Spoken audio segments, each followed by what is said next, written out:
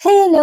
അപ്പൊ ദേ വീണ്ടും ഒരു സിനിമ കാണാൻ വേണ്ടിയിട്ടാട്ടോ പോണത്. പുതിയ പടം ഇറങ്ങിയിട്ടുണ്ടല്ലോ കാന്താര. അപ്പൊ ഇപ്പൊ ഇറങ്ങണ എല്ലാ പുതിയ പടങ്ങളും ഒരു വിധമൊക്കെ ഞങ്ങൾ കാണാറുണ്ട്. അങ്ങനെ ഞാൻ ദേ റെഡിയായി. അതിന് മുന്നേ ദേ അനു അവിടെ റെഡി ആയിട്ട് ടി വിമേൽ എന്തോ ചെയ്യണുണ്ടായിരുന്നു. പുതിയ കീബോർഡും മൗസും മേടിച്ചത് കുത്തി നോക്കുകയായിരുന്നു വർക്കിംഗ് ആണോ എന്നുള്ളത്. അങ്ങനെ ഞാൻ ദേ പൊന്നൂനൊക്കെ വീടിന്റെ ഉള്ളിൽ എടുത്ത് വെച്ച് വാതിലൊക്കെ പൂട്ടി ദേ പോവാണ്.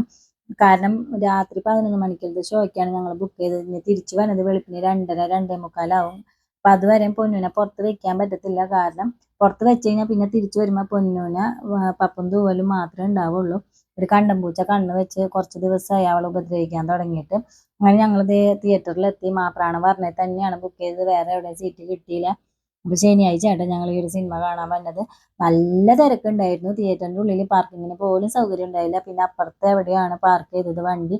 പിന്നെ കുറച്ച് നേരം പോസ്റ്റായി. 11 മണിക്ക് തുടങ്ങുമെന്ന് പറഞ്ഞ സിനിമ 11:20 തുടങ്ങിയത്. അങ്ങനെ ഞങ്ങൾ തിയേറ്ററിന്റെ ഉള്ളിൽ കയറി ഞങ്ങളെ സീറ്റൊക്കെ കണ്ടുപിടിച്ചിരുന്നു. എനിക്ക് ഒട്ടും ഇഷ്ടപ്പെട്ടില്ല സിൽവറിൽ ഇരിക്കാനായിട്ട്. ഒട്ടും കംഫർട്ടബിൾ ആയിരുന്നില്ല.